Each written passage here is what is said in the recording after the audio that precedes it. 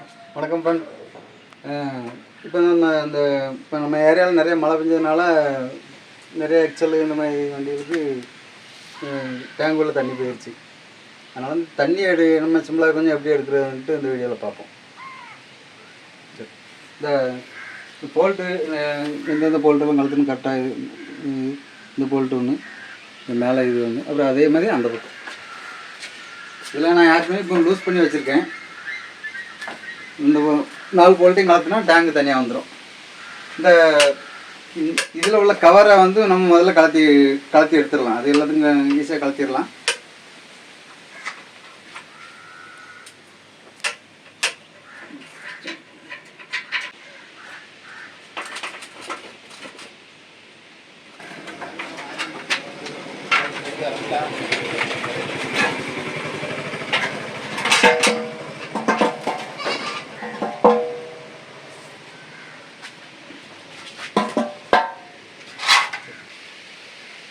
இது வந்து பொதுவாக வந்து நம்ம பெட்ரோல் நல்லியை திறந்து பெட்ரோலை எடுத்துடுறாங்க.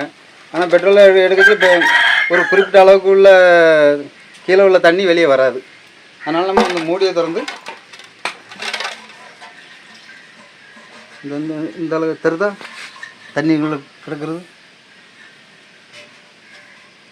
தெரிதா என்ன தெரியுதா?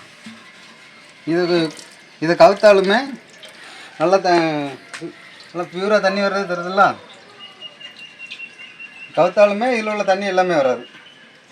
அப்போ அது அடியில் எப்படியும் கொஞ்சம் கிடக்கும். இந்த மூடியோட விளிம்பு இருக்குல்ல, அந்த விளிம்பு மேலே வர இருக்கும். அதனால தண்ணி கம்ப்ளீட்டாக வெளியே வராது.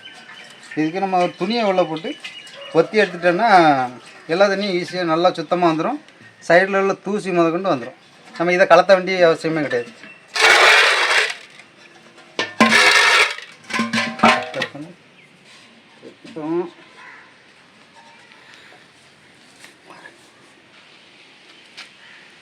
தெரியுதுல, இப்போ இந்த தண்ணி வந்து நம்ம எடுக்கணும்னா கொஞ்சம் வளர்ந்த துணியாக வச்சுக்கணும். கட்டை துணியாக வச்சுட்டிங்கன்னா துணி உள்ளே விழுந்துக்கணும்.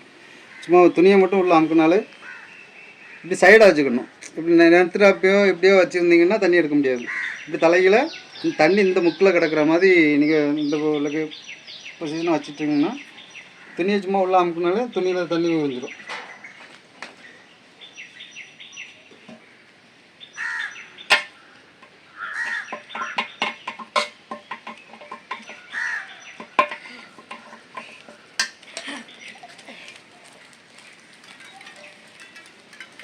இப்போ ஒரு சொட்டு தண்ணி இருக்காது. இந்த இவ்வளோ துணியில் வந்துடுதா, அதனால் உங்களுக்கு சுத்தமாக இதாகிடும். உள்ள ஒரு டஸ்ட்டு கூட இருக்காது, தூசி எதுவுமே இருக்காது. நல்லா இதாகும். எல்லாம் துணியில் ஒட்டிக்கிட்டு வந்துடும். உங்களுக்கு சுத்தமாக டேங்க் க்ளீன் ஆகிடும்.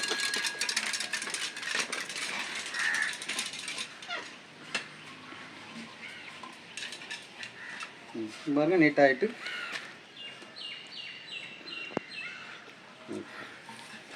இவ்வளோதான்.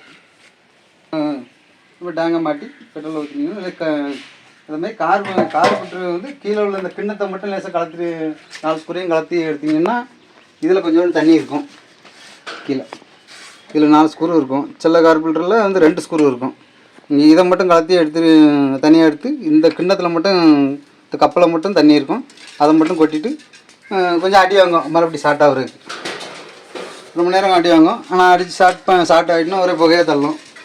அப்புறம் வண்டி பிக்கப் ஆகிடும்.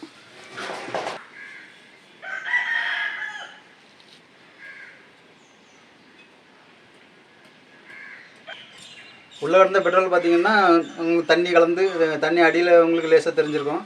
அது கலந்து தான் இருக்கும். ஆனால் அது கொஞ்சம் கலங்கிச்சுன்னா எல்லாம் மொத்தமாக தண்ணி கலந்த மாதிரியே தெரியாது. ஆனால் அடியில் தண்ணி இருக்கும். அதனால் நீங்கள் எல்லாம் க்ளீன் பண்ணிட்டு புது பெட்ரோலை கொஞ்சம் ஊற்றிட்டு அதுக்கப்புறம் கொஞ்சம் மேலே தெரிஞ்சாப்போ இந்த பெட்ரோலை ஊற்றணும். பாதி பெட்ரோல் தான் நீங்கள் எடுக்கணும் தெரிஞ்சாப்போ.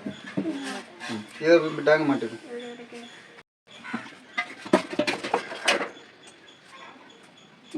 ஆயில்